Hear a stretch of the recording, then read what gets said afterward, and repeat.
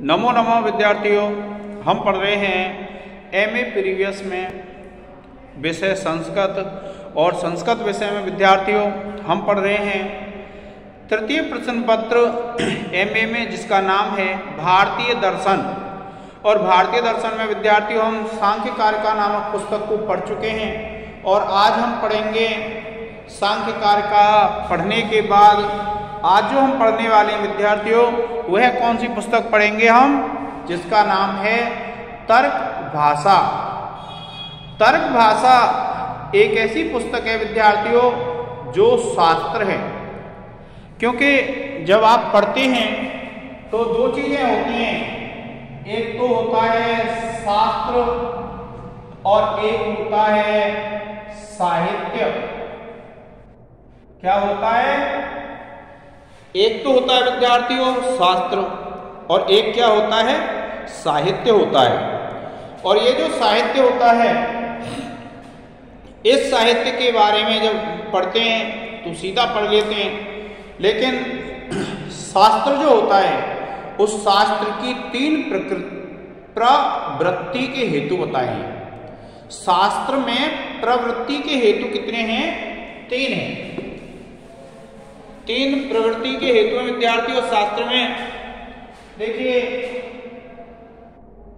क्या कहते हैं इनको, शास्त्र प्रवृत्ति हेतु तीन है विद्यार्थियों। ये कौन से हैं? नंबर एक, जो पहला प्रवृत्ति का हेतु है उसका नाम है उद्देश्य। क्या कहते हैं? उद्देश्य। दूसरा जो प्रवृत्ति का हेतु है उसको कहते हैं लक्षण, और तीसरा जो हेतु है उसको कहते हैं हम परीक्षा। कि जब भी विद्यार्थियों आप कोई शास्त्र पढ़ते हैं और कोई शास्त्र पढ़ते हैं तो क्या होता है, उस शास्त्र की प्रवृत्ति के तीन हेतु होते हैं, उद्देश्य, लक्षण और परीक्षा। कितने हेतु होते हैं? तीन हेतु होते हैं। और तीनों हेतु कैसे होते हैं? उद्देश्य, लक्षण और परीक्षा। इस प्रकार से होते हैं विद्यार्थी।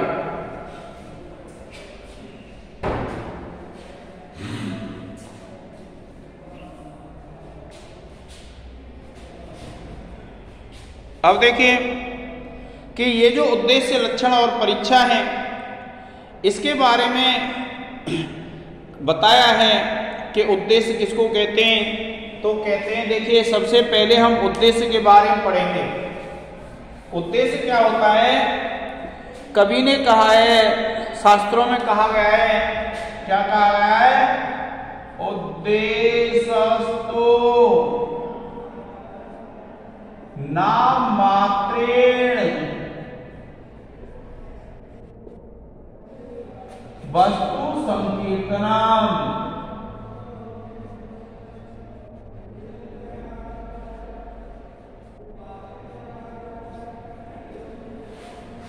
देखिए कि उद्देश्यस्तु नाम मात्रेण वस्तु संकीर्तनम, कि उद्देश्य किसे कहा जाता है? नाम मात्रेण वस्तु संकीर्तनम।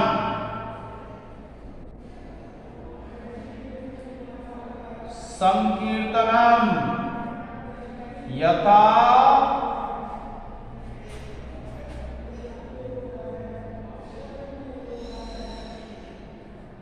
गो, के किसी भी वस्तु का नाम मात्र से कथन कर देना क्या कहलाता है विद्यार्थियों? उद्देश्य कहते हैं उसको। शास्त्र की भाषा में क्या कहते हैं? उद्देश्य कहते हैं। जब किसी भी वस्तु का नाम मात्र से संकीर्तन कर दिया जाए तो उसको कहते हैं विद्यार्थियों शास्त्र में उद्देश्य कहते हैं। क्या कहते हैं? उद्देश्य। अब देखिए, जैसे हमने कह दिया गाय, क्या कह दिया? गाय कह दिया। यथा गो, जैसे गाय। इसी प्रकार से जब आप पुस्तक में लिखेंगे तो देखिए प्रमाण, प्रमेय, आदि। प्रमाण प्रमेय आदि 16 पदार्थ हैं विद्यार्थियों, और ये जो प्रमाण प्रमेय आदि जो 16 पदार्थ हैं, इन 16 पदार्थों का नाम से संकीर्तन कर दिया है, नाम से कथन कर दिया है। इसी को क्या कहते हैं? हम उद्देश्य कहते हैं। क्या कहते हैं? उद्देश्यस्तु नाम मात्रेण वस्तु संकीर्तनम, के उद्देश्य क्या होता है? नाम मात्र से किसी वस्तु का संकीर्तन कर देना, नाम मात्र से किसी वस्तु को कह देना, ये क्या कहलाता है? उद्देश्य कहलाता है। क्या कहेंगे विद्यार्थियों? नाम मात्र से अगर आप किसी वस्तु को कह रहे हो तो उसको कहेंगे हम उद्देश्य। अब देखिए, फिर जो दूसरा होता है, दूसरा क्या है? लक्षण। और ये जो लक्षण है, इसके लिए कहा गया है लक्षणत्व असाधारण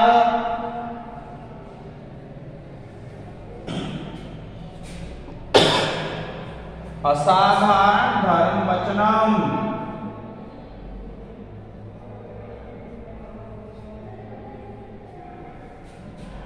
यथा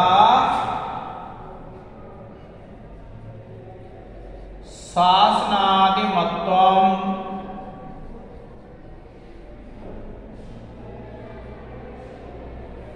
गो। क्या कहते हैं कि शासना आदि से जो युक्त होती है उसको क्या कहते हैं? गाय कहते हैं। तो क्या कहा विद्यार्थियों कि देखिए, लक्षणं तो असाधारण धर्म वचनम, कि जो असाधारण धर्म होता है, जब हम किसी वस्तु का लक्षण देते हैं और किसी का जब लक्षण देते हैं तो उसका क्या कार्य होता है?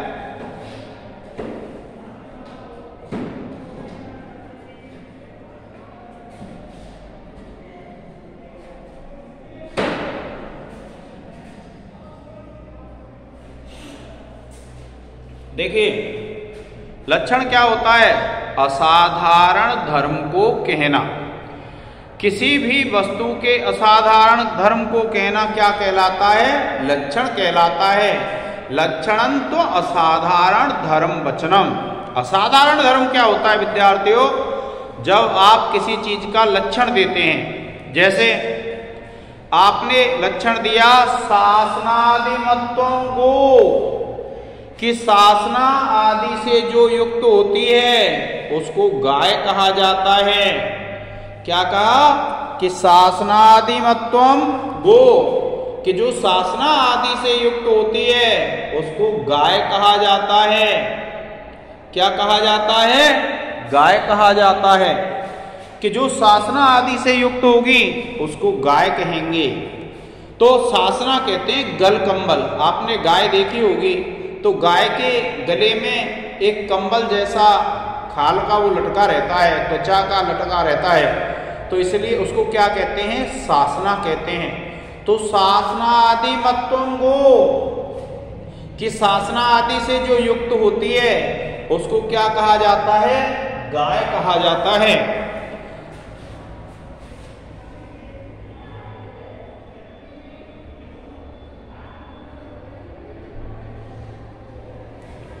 अब देखिए, जब आप शासना आदि से युक्त गाय पढ़ते हैं तो उसमें ये लक्षण हो गया।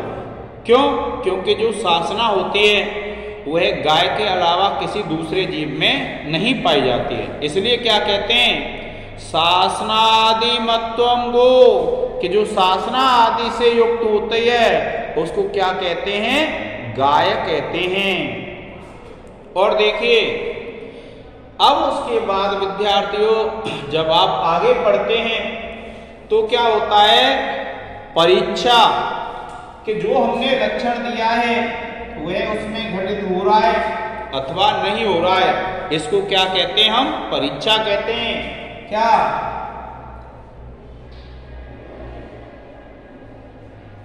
परीक्षा। आप लिखेंगे लक्षितस्य लक्षणम,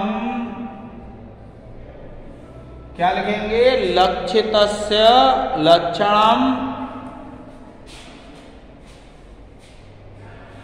उपपद्यते न वा इति।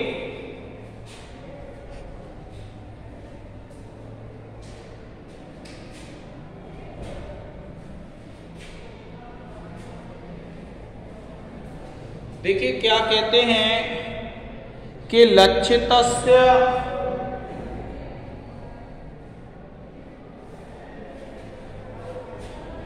लक्षणम उपपद्यते न वा इति विचारः परीक्षा।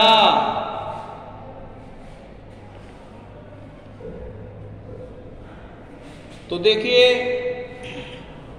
जो लक्षितस्य लक्षणम उपपद्यते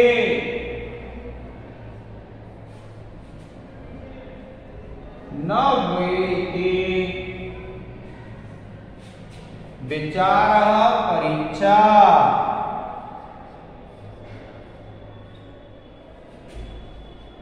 कि जिसका हमने लक्षण दिया है, लक्षितस्य लक्षणम उपपद्यते न वा इति विचारः परीक्षा।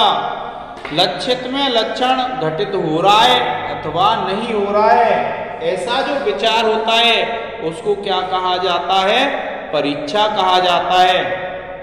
कि जो लक्षित है, जिसमें आपने लक्षण दिया है, तो वह लक्षण उसमें घटित हो रहा है अथवा नहीं हो रहा है, उसको क्या कहते हैं? परीक्षा कहा जाता है विद्यार्थियों। जैसे आपने लक्षण दिया शासनादिमत्वम गो। क्या लक्षण दिया आपने? शासनादि मत्वम गो। कि शासना आदि से जो युक्त होती है उसको गाय कहा जाता है। तो आपने ये जो लक्षण दिया है शासना आदि मत्वम गो, ये ऐसा लक्षण है विद्यार्थियों कि यह गाय के अलावा किसी दूसरे जीव में नहीं पाया जाता है। और जब यह गाय के अलावा किसी दूसरे जीव में नहीं पाया जाता है, इसलिए यह लक्षण उसमें घटित हो रहा है और यह गाय का लक्षण है। देखिए आप इसका एक स्क्रीनशॉट ले लें विद्यार्थियों।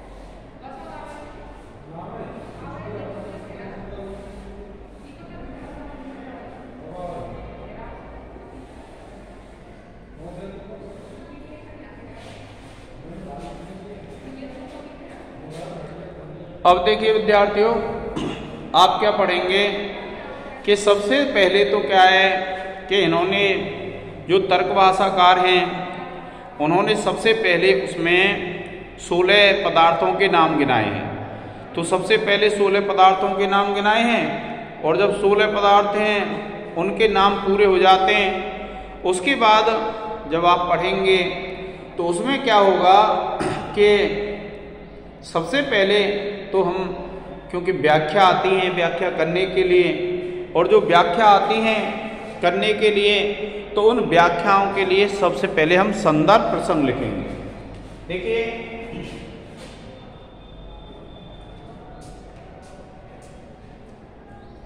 सबसे पहले लिखेंगे आप संदर्भ और फिर आप लगा देंगे विवरण चिन्ह। इसको रेखांकित कर देंगे और रेखांकित करने के बाद फिर आप लिखते हैं, आप लिखेंगे प्रस्तुत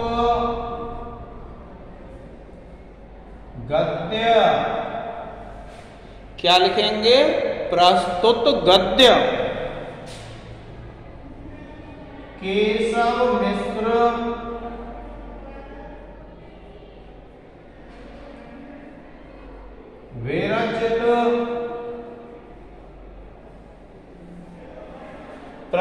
गद्य केशव मिश्र विरचित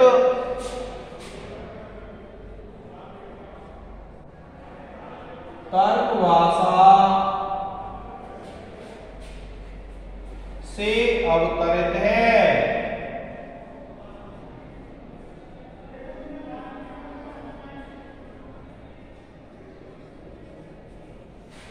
क्या कहते हैं? प्रस्तुत गद्य केशव मिश्र विरचित तर्क भाषा से अवतरित है। अब देखिए विद्यार्थियों कि आप इसके बाद आप क्या करेंगे कि आप लिखेंगे प्रसंग,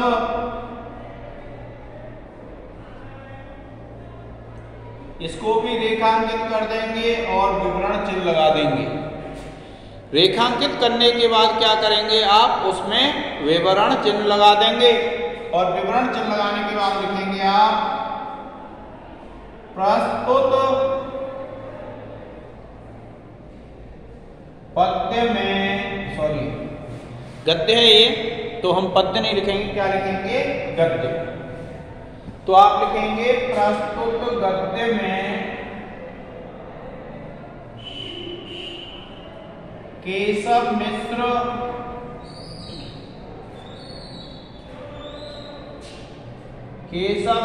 कहते हैं।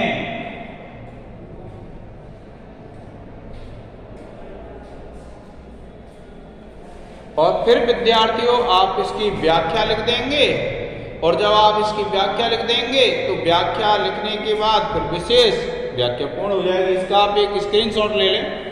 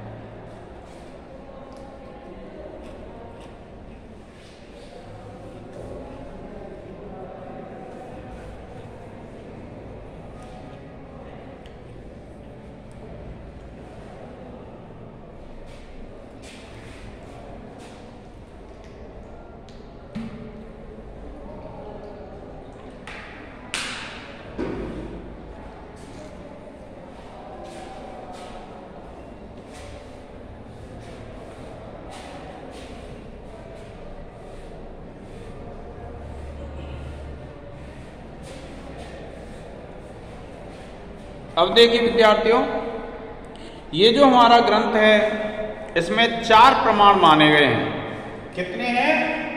4 प्रमाण।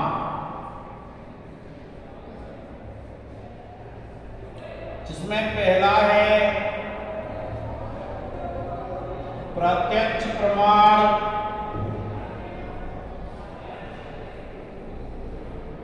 दूसरा है अनुमान प्रमाण, तीसरा है उपमान प्रमाण,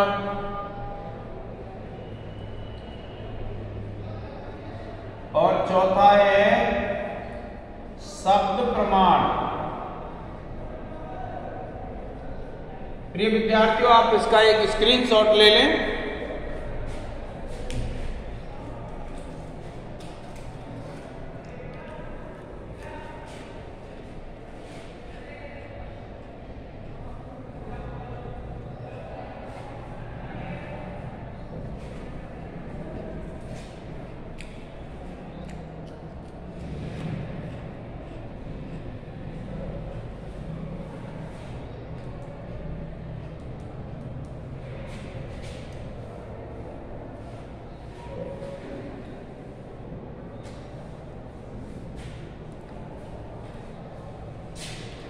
अब देखिए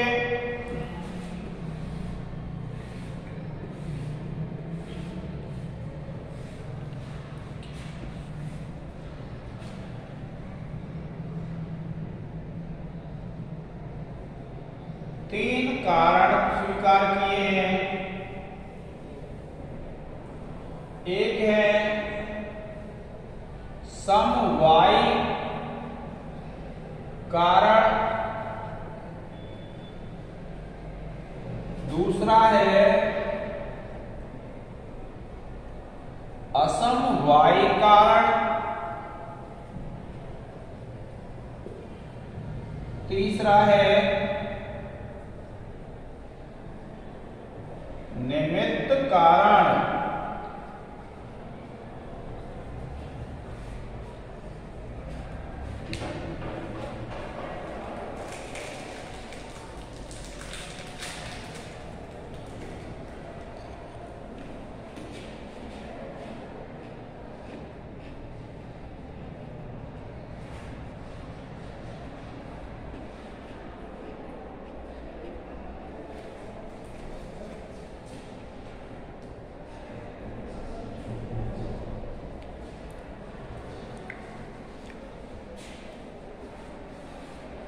देखिए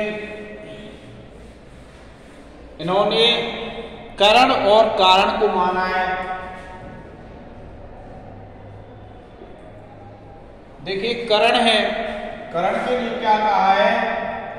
साधक तमम करणम। क्या कहा विद्यार्थियों? साधक तमम करणम।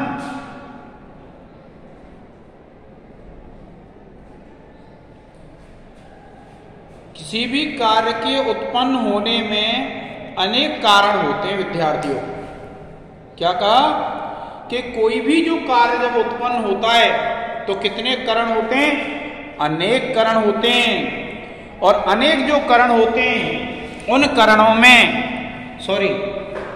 अनेक कारण होते हैं विद्यार्थियों, कोई भी कार्य उत्पन्न होता है। जैसे देखिए अगर हमें घड़ा बनाना है, घड़ा बनाएंगे तो इसमें कारण क्या होंगे? तो ये घड़ा तो हो गया देखिए कार्य, और कारण कौन से हो सकते हैं? देखिए पहला कारण तो हुआ कुम्हार, फिर देखिए कुम्हार का चाक, डंडा, उसके बाद कुम्हार गधे पे मिट्टी लाता है, गधा, और मिट्टी। तो देखिए ये जो सभी हैं वे कार्य को सिद्ध करते हैं और कार्य को सिद्ध करते हैं, किंतु इनमें एक मिट्टी ऐसा है जो साधकतम है, साधकतमम करणम, अर्थात इसके बिना कार्य की उत्पत्ति नहीं हो सकती। तो इसको क्या कहते हैं विद्यार्थियों? इसको कहते हैं हम करण। करण किसको कहते हैं? साधकतमम करणम, कि जो किसी कार्य की सिद्धि में साधकतम होता है उसको कहते हैं हम करण कहते हैं। अब देखिए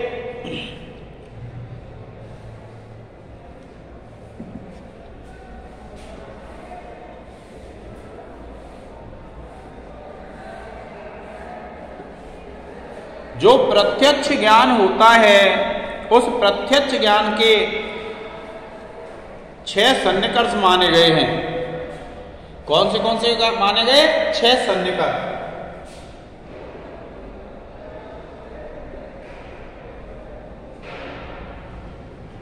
षड्विध सन्निकर्ष हैं विद्यार्थियों। किसने? 6 सन्निकर्ष हैं। एक है संयोग, दूसरा है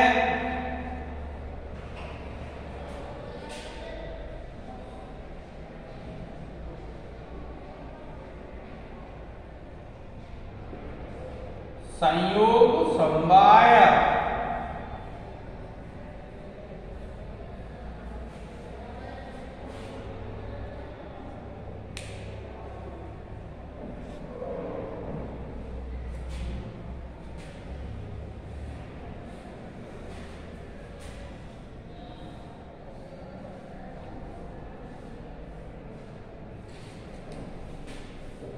फिर है देखिए संयुक्त समवाय।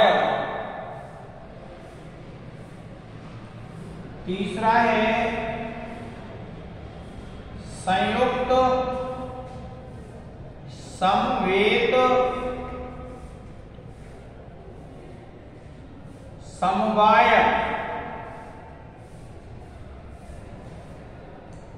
चौथा है विद्यार्थियों समवाय। पांचवा है समवेत समवाय।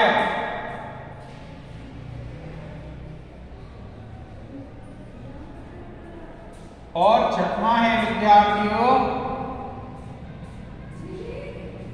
विशेषण विशेष्य भाव।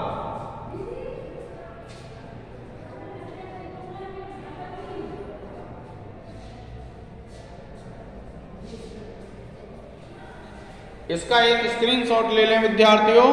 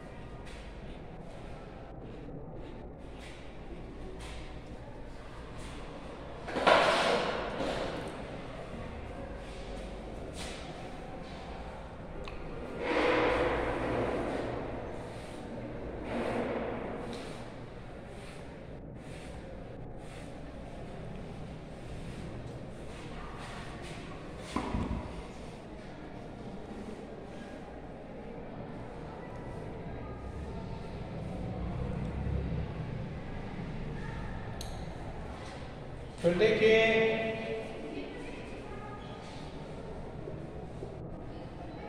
लिंग के भेद।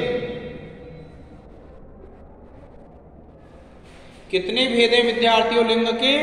3 भेद हैं। कौन सा? एक है अन्वय व्यतिरेकी,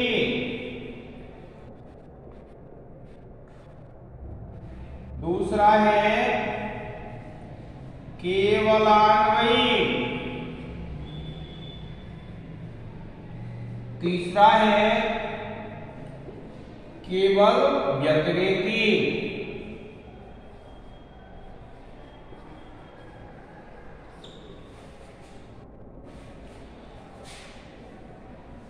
फिर देखिए अनुमान के 5 अवयव हैं।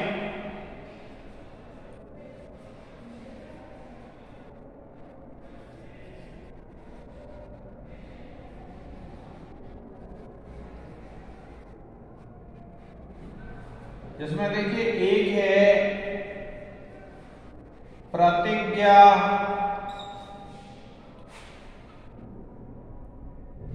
दूसरा है हेतु, तीसरा है उदाहरण, चौथा है उपनय और 5वां है निगमन। इसका एक स्क्रीनशॉट ले लें विद्यार्थियों।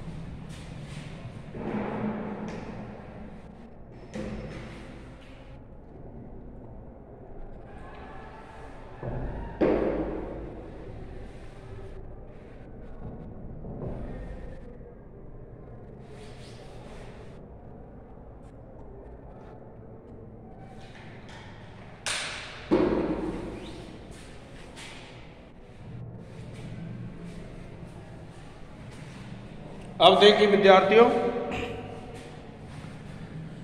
ये जो तर्क भाषा है, इस तर्क भाषा को हम क्रम से कल से प्रारंभ कर देंगे। आज के इस लेक्चर में इतना ही। धन्यवाद।